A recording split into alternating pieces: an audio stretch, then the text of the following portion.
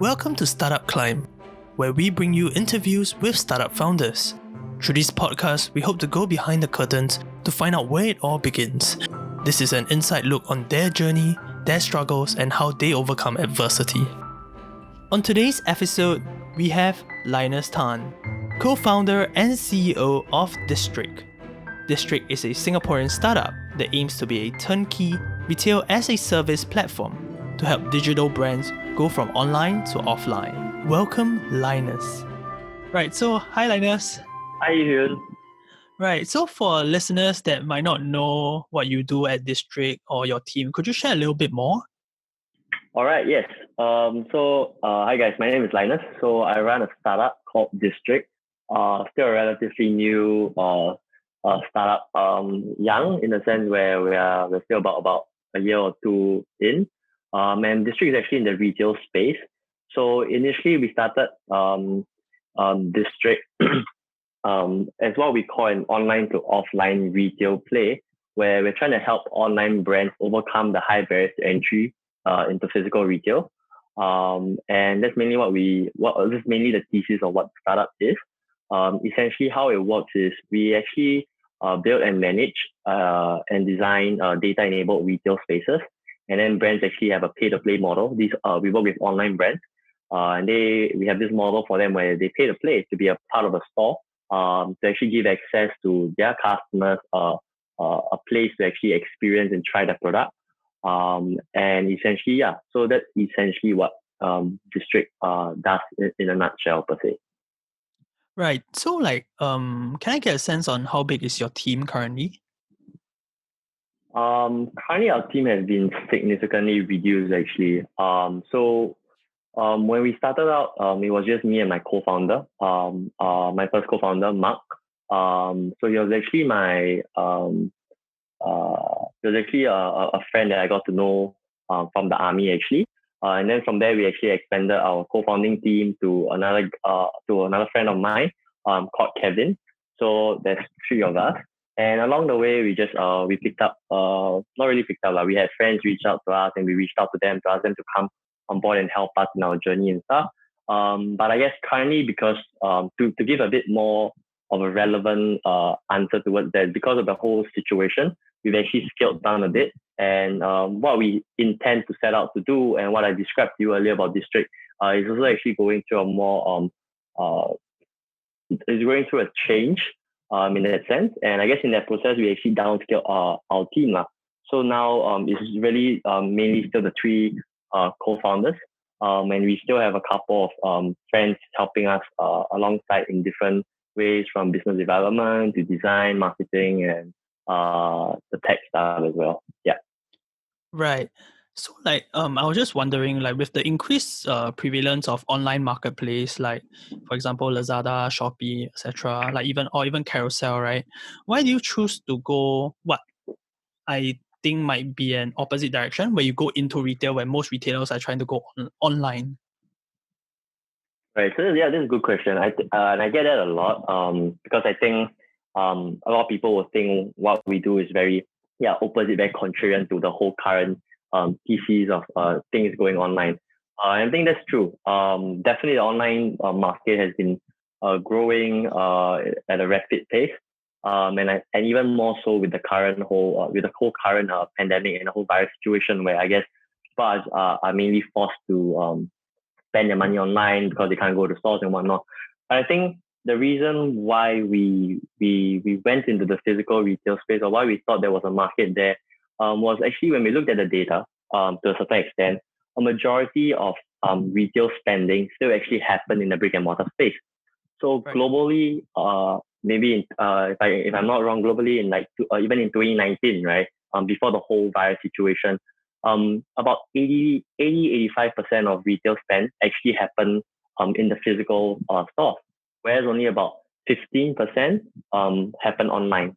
And I guess when you look at the numbers as such, right, you still understand that actually physical retail holds a big part of the whole retail market. And it to many others on the surface, it looks very contrarian, right? Because of the whole digitalization and everything. I think when you dig deeper in the numbers, you actually realize, hey, actually the market there was this incumbent market that existed is still the one that's prevailing and still the one that's actually still much bigger. And I guess that's the reason why we wanted to go in this space, because online brands themselves actually also saw also saw the market data. They also saw the market trends, and that's why they wanted to actually also go offline. Which is why you see brands like, I guess locally you will know, like Love Bonito, which came out about a decade ago as like an online only company. Recently, in the past few years, they started opening 1, 2, and then 3 retail stores in Singapore. Which is why I think the whole idea is that retail is not online only and offline only. It really needs to be both online and offline. And that's why we wanted to build a service or a solution that actually helps online brands go offline. Because it's actually really very difficult if you're an online growing brand to actually go into a physical retail space. Because if you dig a little deeper into the whole industry itself, it's very costly, it's very timely, and it requires a lot of expertise to really like launch a store, because you're dealing with a lot of intricacies here, and it's a whole different skill set from like launching an online brand, right? Because with e-commerce solution providers nowadays like Shopify, or even if you have like Lazada or Shopee, with a click of a button and then a few more clicks, right, you could get your store up and running, right? But with physical retail, it's a whole different ballgame, right? You got to find a store, launch the store, build the store, design the store, and then run the store. And running the store, you got to hire people to run the store. You know, you have different procedures here and there. And yeah, so we saw an opportunity there, which I guess to many people seems like the opposite direction. But we think that because of the growing saturation of the number of online brands coming, there will be an increase in demand for offline spaces as a result. And that's where we thought it'll be of value to go in to build a solution. Yeah. Right. So actually, I would like to dive a little bit deeper onto the type of products that you guys carry. So basically, essentially, if I'm not wrong, you guys rent out portions of your shop to sellers to display their products. Would that be correct? This is a general idea. Okay, Yeah. right. So is there like any product category that you would exclude because maybe there's a lack of space? Like if I'm not wrong, I would say like clothing might be an example, where they might need a little bit more space and therefore you cannot provide. So I think the question that I'm trying to ask is that do you select the product category to be in your shop space? Yep. So we actually do. And I think just to clarify what you just mentioned, the terminology that they don't really rent a space. So we're not really like one of those retail stores out there, which I guess if you are familiar with like Toy Outpost or Hako, where Right. essentially it's a store space and they have all these little mini boxes in their store, and then you rent a locker from them per se. For Right. us, it's very different. So we consider ourselves like an end-to-end full-stack retail service, right? Where it's not just putting your product in the space, right? But it's also inclusive of stuffing, the product demonstration. We also actually utilize retail technology in the store to collect metrics for our brands, our partner brands that we work with, that we then actually to allow them to understand how their products are actually performing in real life. But to go back to your question per se, regarding the products that we select to put in our store, yeah. So for us, for a start, we actually only selected products that were in the consumer. I guess you would consider them in the category of consumer electronics, but mainly like tech gadgets and stuff. And you also run the point where some of these categories might take a bit too much space, like fashion and stuff. But we actually do think the model also works in fashion. It's just that when we started our company, we wanted to be focused on a niche, so that people can recognize our store for something at the end of the day, because it is a retail store. So the first niche that we actually zoomed into was actually in the consumer electronics range. So we carried like smart gadgets and all the different lifestyle stuff, lifestyle tech stuff in our store.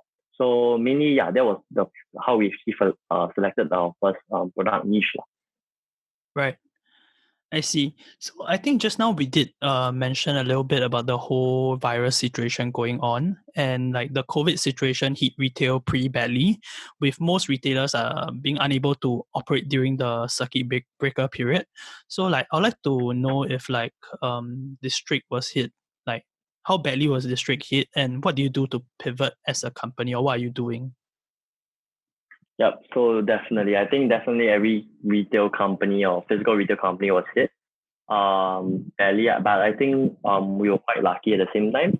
So lucky in the sense where as compared to other retailers out there, which actually they have full-time staff or they actually sign a long-term lease, we actually managed to kind of get away with that because the lease that we signed was actually short-term, and it actually ended around end April. So we weren't really badly affected in terms of the fixed cost, and also because we don't really have full-time staffing when we operate our retail store. So in that sense, we were quite lucky. But I guess when you look at the overall picture, yeah, we were definitely in general affected because we were in the retail space. And it actually just made us reconsider whether the product that we're actually building actually made sense in the current climate and the climate coming out from coming out from the whole pandemic state. So to answer your question, actually the past few weeks and months, we've actually been in a very kind of like a very limbo state. Just to be very honest with you, right? Because in a sense, the whole time you're trying to build this product that you think makes sense, and you had a bit of traction, you had a bit of paying customers, and you thought you could actually try and scale it up, and we were actually fundraising at the early start of the year, and then came this virus where it really made you rethink your whole model. At the end of the day, we don't believe it's a bad model, but it might really just be a bad time to play the hand right now. And that's the whole situation where we're in. So I think the reality didn't really hit until the store closures came at the start of April, right? And then we all had to pack our things and then close down the store. And then when that actually happened, we're looking at each other and we're going, hey, what can we actually really do? So immediately the one thing that we did was we knew we sold products, right? And we knew we had brands that gave us their products to sell for them in the Singapore market. And we just decided to spend our time to double down on building out our own e-commerce platform at the end of the day to sell these products. And definitely it sounds very ironic and contradictory, like, oh, this company that started in the physical retail space, why did they suddenly double down on like e-commerce per se? So I think we always had an e-commerce, but we always just left it there. We always built it out just as an additional channel. So people that came to the store, they tried something, but they weren't sure. They could always just go back and purchase it from our platform. Reason being why we had it in the first place was a lot of the brands that we worked with were global brands. So they came from like Korea, Japan, the States and stuff. And so they didn't really have like a local presence. And hence we just, why we built an e-commerce platform was like an additional channel. And so I guess when the virus hit, we couldn't do anything in the store. We just focused on efforts to double down on e-commerce. So we actually rebuilt our whole branding, our whole platform, made the website, I would say, a lot nicer compared to what we had at the start, which was, I would say, really quite trashy. Like, it was just like, oh, you need a website, you just create a website and just build it up. And at the same time, while doing the e-commerce stuff, we were just in the midst of trying to figure out like what exactly can we continue to build in the retail space that will actually help online brands per se. And I think we've been in a very discovery and exploratory process and that's been how the past weeks and months been like.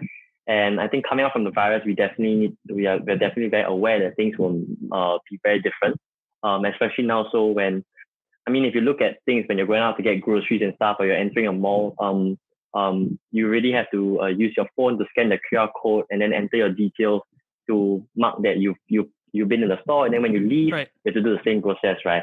And I think this is really changing. This will definitely change the way consumers behave. So you no longer have people what we call like doing window shopping or just jalan-jalan or in a mall, right? A lot of things becomes very purpose driven. Like people will only want to walk in the store if they have a purpose in the store. So they no longer just want to randomly browse and then walk into a store and see what the store has, right? And I think that's one of the immediate effects that we'll definitely see in retail, which is why how we then consider to play the game in retail becomes very, very different. And we think it will look something a bit more towards services to actually drive the industry in the short term. Right. I got a bit of a few like areas that I want to explore with this whole trend.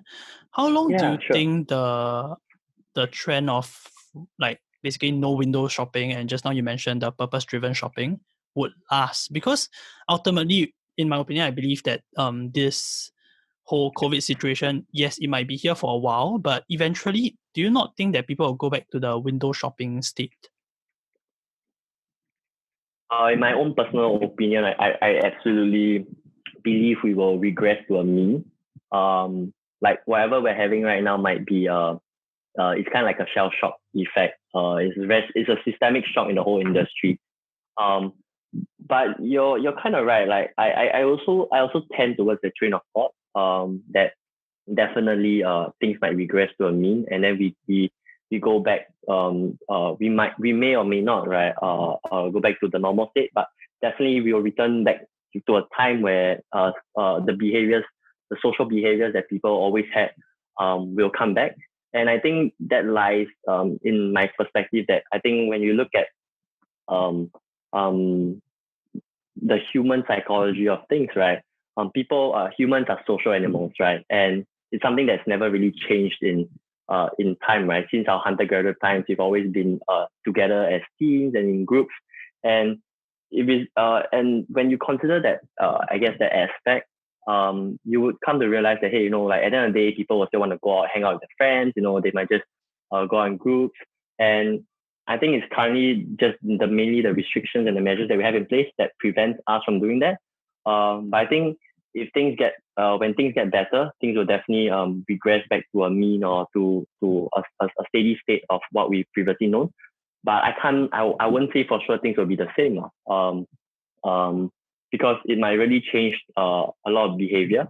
So some people before the whole virus, maybe they never ordered groceries online before, but because of the virus situation, they started to download apps like Lazada to use RedMart, for example, and then they tried their first go at online grocery order, and they loved it to the point that maybe they might never really go down to a grocery store to do their groceries. They might go to maybe get like a candy bar or like milk along the way, but they won't do like their full like weekend grocery shopping kind of thing, right? Because they've seen a new side of things which might make them easier for themselves. Whereas there might still be people, that even though they've seen the benefits of like online grocery shopping, they would still want to go around the store when all these ends and continue their behavior, because maybe for them it's a shopping experience. They do it to definitely get groceries, but also they do it as like a social activity where they're going out, doing a different activity as compared to just staying at home and working and stuff. So I think it really depends. It might be a individual to individual thing. But to then go back to your question and to like when things will regress or become better, I wouldn't know. And I guess most of us don't know. People are speculating maybe when the vaccine comes, or maybe when things just become normal again, or when there's greater control of the spread of the virus. That I guess we don't really know. But my train of thought lies in the sense that over time, we will definitely see a more normalcy of behaviors. But to what extent, how it will change, I really wouldn't be very sure. Which actually circles back to why me and my team were in this sort of a limbo state, right? Because we were building a product in a market that we really believed in, and I guess with the whole pandemic, it really shook the market, right? And it really just made us sit there and think like, okay, like what can we actually really do? Can we actually figure out a product that will make sense in this market? And we're like, definitely down the road, along the way, maybe yes. But as of this current time, when you're really like in some sense catching a falling knife, like they would say, so the whole industry is just being screwed, and then we're over here trying to figure out, okay, about like what can we do? But it's just the industry itself just breaking apart. And I guess it's a good thing as well, because when that happens, you see change, and new solutions will come out, and hopefully it might be something that we figure out along the way. So we're trying to I think we're trying to just take things in stride, and also trying to see how things will actually unfold at the end of the day. Yeah. I'd like to basically try to sum it up in my own understanding. So I would say what you have described to me sound like there might still be a retail presence because I think of all the opportunities that you mentioned earlier about how the retail market far exceeds the online marketplace, right? But what district is trying to pivot to is to have an online presence where people can sort of view the products first, and then once they have a purpose to, hey, I want to buy it, I can go down, take a look at it, and then purchase it. Would that be something like what you're trying to pivot district to? In some sense, also on that front, on the retail front, right? It's always been.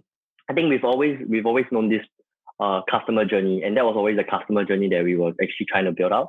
It's like, Right. People go online, they discover, they do a bit of research, and where we filled in the gap for the brand's customer journey is in the testing phase, right? So a lot of people, when they start browsing and they get very interested, they actually fall out of the whole what we call the sales funnel, because they might not have been able. They wanted to like try the product or to actually see the product first before they buy. For example, if you're talking like speakers or earphones, right? You want to know the quality before you buy. Right. And so that's the gap that we're really feeling for people. And for brands, and that's what we've been actually. That's always the customer journey that we're doing. The case about the e-commerce and what we're doing, I do understand it sounds a bit confusing. But in a general sense, what we're really trying to do is we're trying to actually build a consumer brand ourselves that specializes in selling consumer tech stuff.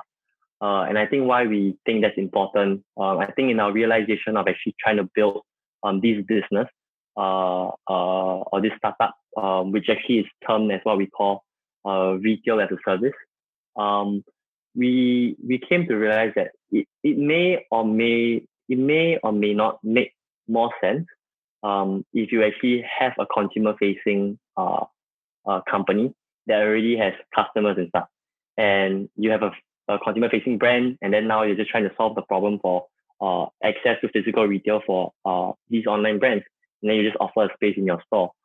But I think to also add on to your question about like what exactly are we trying to pivot to, or what we're trying to understand is in the retail market per se, is because we believe coming out from the whole market, retail might be a bit more purpose driven.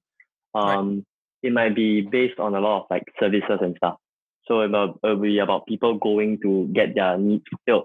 So for example, maybe pick up an online order from a store, or returning an online order, or exchanging something, or getting customer service, right?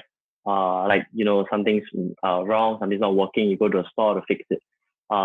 And these are things that we've identified as like reasons why people will go to a retail store, right? And of course, the one last thing is, of course, like trying and testing the product and experiencing it before you purchase.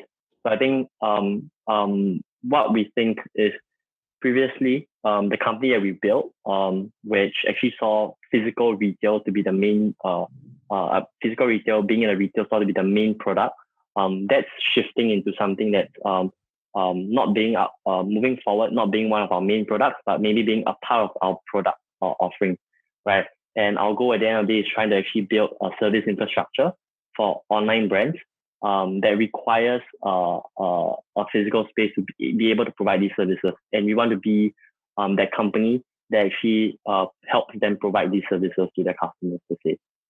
Right. But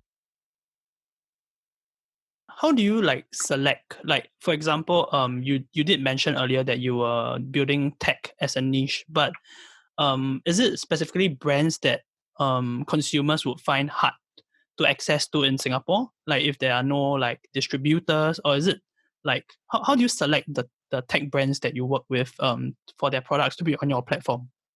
All right. So currently in terms of like our sales process, it's a lot of it's outbound.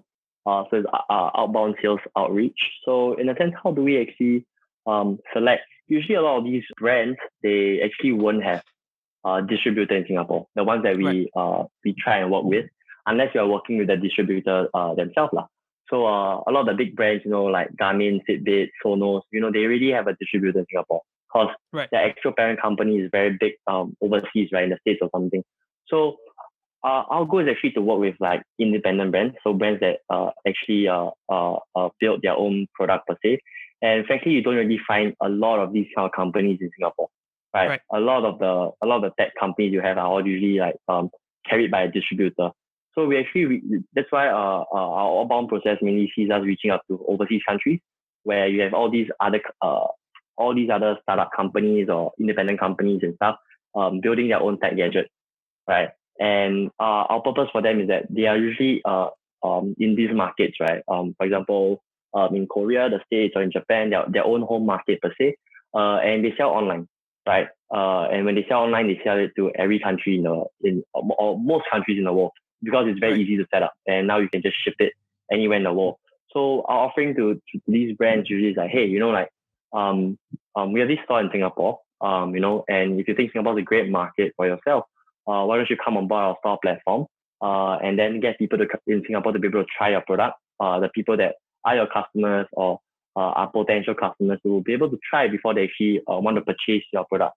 Because your products may be a few $100s, it might have a lot of barriers and people might not really trust if without seeing the quality and stuff.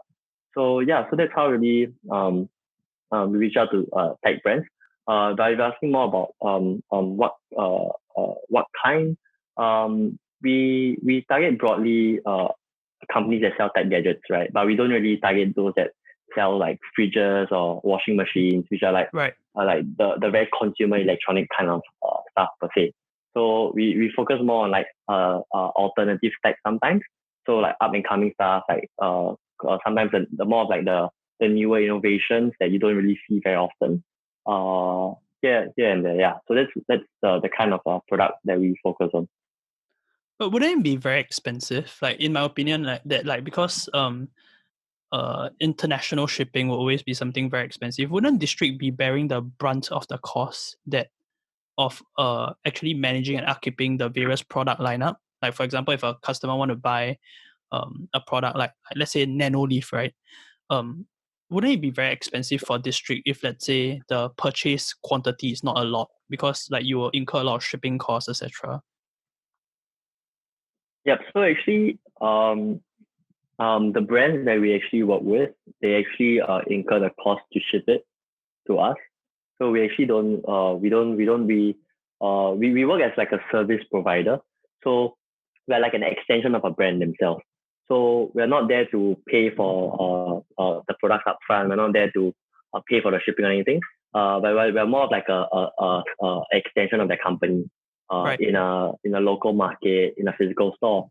And so that's really how the commission. That's really what the commission we have with brands. So it's like we are a service provider. We carry your product, everything. But I guess the relationship that we have is very different from like what they would have with a traditional distributor. And the emphasis that we always put is like, hey, we always see these brands as partner companies, and we're actually there to actually work together with them to grow their company in a new market. And we always see ourselves as an extension. So that's the relationship wise, and I think based on that relationship, how it answers your question, which is we don't really bear the cost for the shipping and stuff. So actually, the brands they ship it to us, and then we take care of their products for them. In Singapore, for example. Right. So actually, I would like to move on a little bit towards like fundraising, which I think you did mention earlier. So are you currently fundraising for the company? As of now, no, actually. So we actually really just pulled back there. Previously, at the start of the year, I think I mentioned earlier, we were actually fundraising for the company. So we were speaking to investors alike. And I guess what really happened is that I guess like halfway through the process, after finding a few interested leads and stuff, because of the industry we're in, right, it just became a bit bleak to really close around. And also at the same time, because we went in the process where we're trying to understand again what we're actually really building. that it really didn't make sense for us to take money, because previously we wanted to raise money for a specific set of milestones. And now those milestones were essentially quite difficult to achieve because of the whole COVID situation. And at the same time, I think also because of the whole atmosphere, right?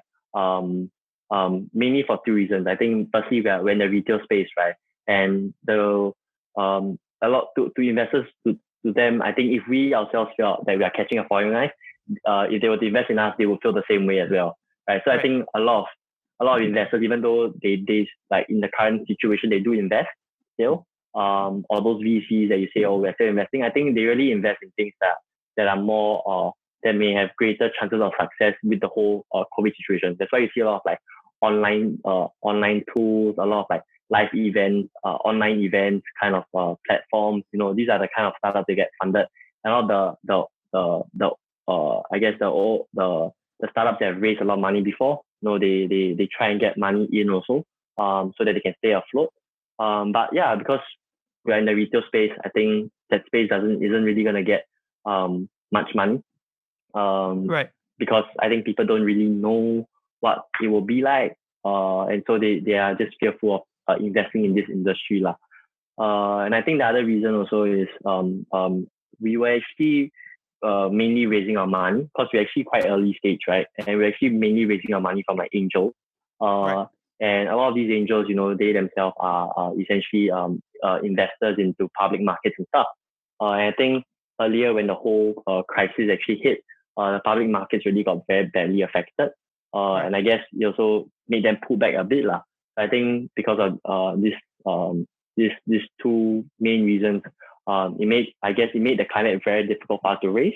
But at the same time, it also did make it very sensible for us to take any money, because we wouldn't, other than extending the runway of the company, we wouldn't really know what we're going to do with the money because our plans really changed, right? And so I guess we took two steps back and stopped fundraising, and we changed our gears towards like, okay, how can we actually, what can we actually do to bring in revenue and profits for the company so that the company can stay alive in the long run.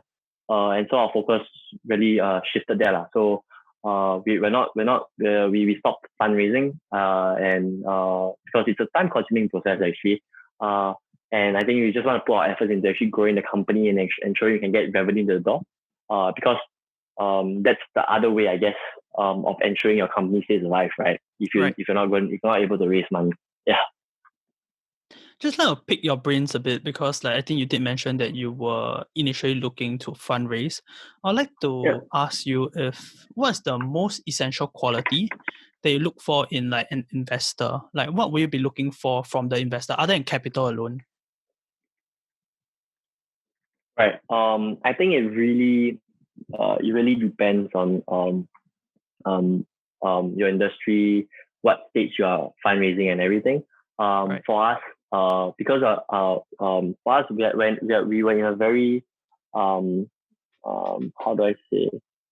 We weren't in a very like specific market, not like robotics automation, which a friend of mine actually runs. That's why I said that. Or very niche kind of space, we're just like retail, right? And so we took a very like shotgun approach, right? So it's just like we just sprayed and prayed essentially and see who would actually be interested per se. But I think as you start building your company, it would definitely be great to I guess the one thing that you actually look for in an investor is investors that actually have industry background in what you're building, and actually have connections to actually pull for you, that will actually help build your company. And definitely such investors are hard to come by. But I think that's one thing that I think early stage companies would have like the greatest value from. If you're raising from an angel per se, people that really have the networks and the connections to help you achieve your goals in the short term and also in the longer term. So for example, if I think for most people building a startup in Singapore, it's quite clear that you can't build it just for Singapore, right? You have to build it for at least the regional market. So I guess finding people that can help you open doors in the overseas countries would be great. Especially if you're a young founder or you're just starting out, right? Where you don't you don't really have connections in all the different countries, unless maybe unless your family has very good connections overseas. And I guess that's the main thing that I will look for if I'm fundraising. But yeah, we for us it was quite different lah. Yeah, so we just took like a very more shotgun approach. Right. I'd like to go a little bit into like reflection questions, and that will be how I end off the podcast episode. So I think I have two more questions. The first question would be, if you could do something different, like looking back, is there anything you would change and why? To focus on building what's really necessary to move the needle for your company. I would say that there isn't really a specific thing to pinpoint. I guess it's more of the mindset. And I think a lot of times you do get caught up doing small little things and doing things that are quite unnecessary.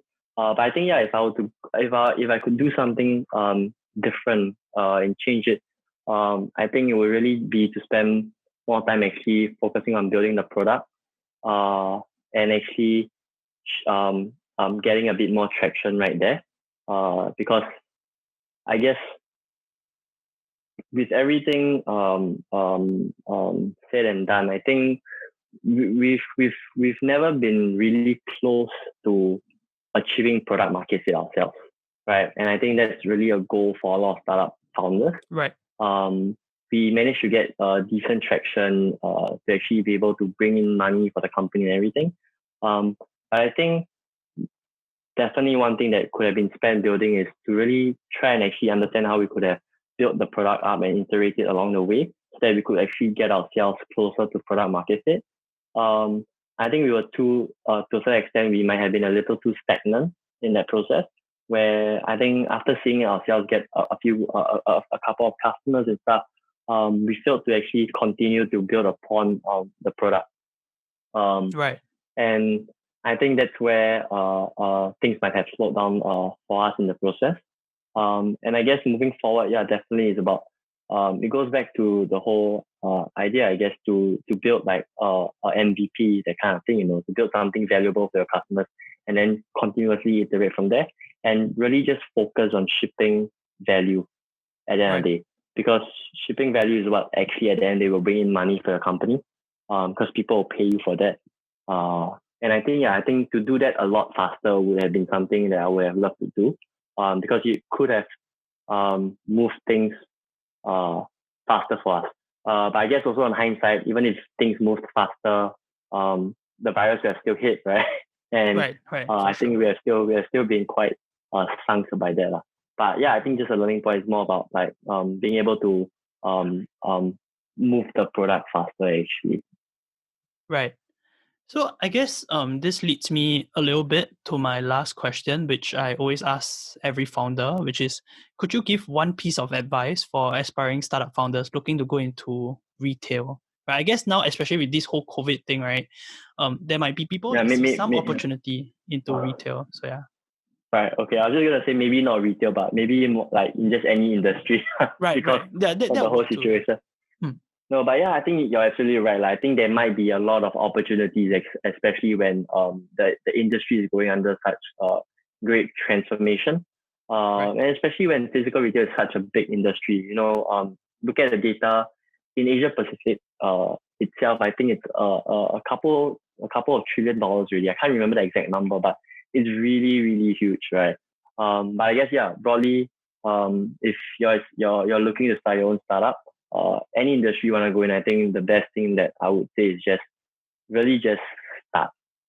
And maybe that's why it's called a startup at the end of the day, right?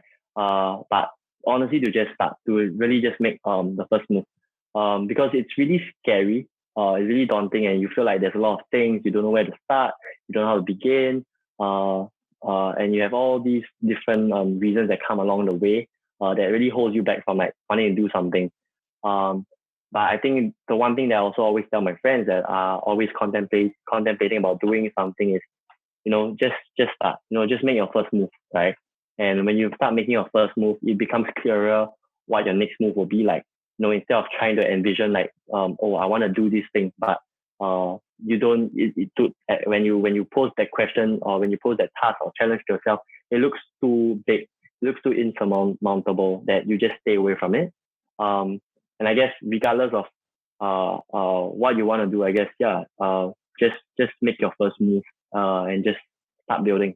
And it will lead to a clearer picture of like where you want to go at the end of the day when you start walking this journey. Yeah. And I guess also to never give up. Right. Actually, I would like to go a little bit deeper into this question specifically. I think because your reply got me thinking, how do you differentiate between an idea that will work and an idea that won't work? For example, let's say I'm thinking of starting a company right now and I have an idea. How do I validate this idea? I think I think firstly it also really actually when you mentioned that, right, you got me thinking, right? So you got me thinking of a question which is like, what if there's somebody sitting here and then they go like, hey, I want to build like SpaceX, Elon Musk company. Right. Yeah, not to stop you from doing that. I think it's possible. There are a lot of Singapore founders and people that actually build great startups and companies in the space industry. But I really do think it's possible, right? It's just a matter of you starting, per se, right? Because if you look to these companies that are in the Singapore local startup scene, there are actually a lot of companies in the space tech space, and I guess they prove that even though space is not an industry that's very like I guess it's not really an industry in Singapore, because we don't really fly people Right. to the moon, right?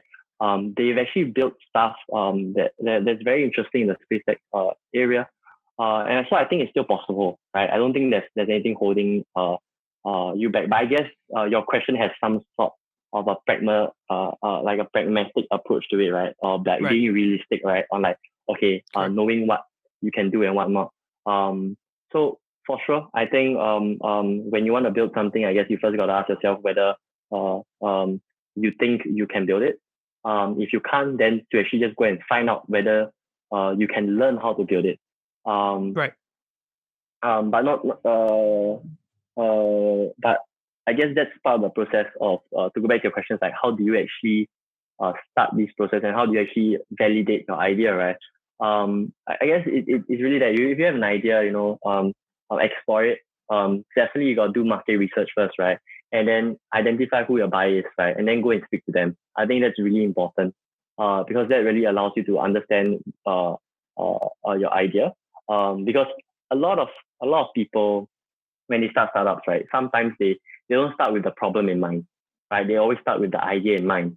And when they start with, not the idea in mind, they start with the solution in mind. So when you start with the solution, it doesn't mean that your idea might be bad, right? But you really have to go and validate whether there's an actual problem that you're actually solving, right? Right. But for a lot of people that start with the problem in mind, they then think of a solution to solve that problem. And usually you start seeing a lot of startups that come up from this train of thought to be, I guess, relatively a bit more successful.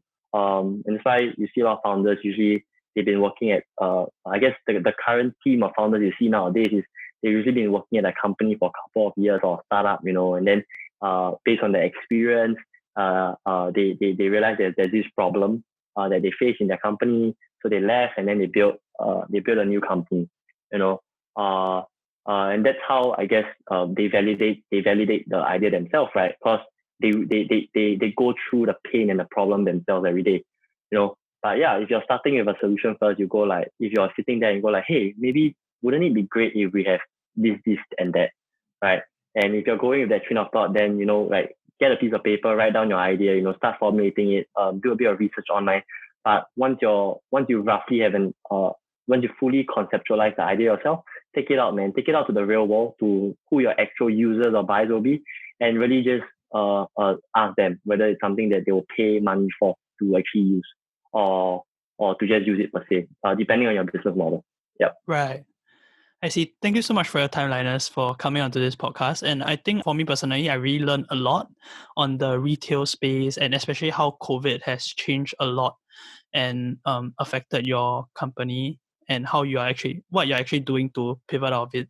So I think it's actually like super valuable insight. And I hope that listeners can also get some insights out of it. So thank you so much, Linus. No problem. Thank you for having me. I hope I was coherent throughout the process, because I think For sure. with everything happening, is a bit messy also on our end. And so I hope I was able to paint a decent enough picture about what we do and what we're planning to do. Because it is not very clear to you guys. It's also, I guess, partly in terms of for us, we're also trying to restart a process of finding out what we actually are really doing. Yeah, but Right. thank you so much for having me, Yihyun. Yeah, Yep, appreciate it. So that was the episode with Linus. And I think the biggest takeaway that I got from the episode is the idea of just starting. Oftentimes, I find myself thinking of all the what ifs and the 99 things that might go wrong. And the more I think about the idea or the problem, the more insurmountable it gets, where it just feels like, hey, it's not worth it to start. And after a while, it is really hard, right? Because when you start thinking of all the problems, you will just be like, maybe this idea won't work out without actually trying. So I think sometimes it is really a good reminder to just start doing first and figure out the rest while you're on the journey. Because once you start doing, you have a better idea of the challenges that you might face and the solutions to the challenges and the problems, right? So I think that's my biggest takeaway for today's episode. We have come to the end of this episode. I hope that this has been an insightful learning experience for you. Do follow us on Spotify and Google Podcasts to catch future episodes. Till then, take care.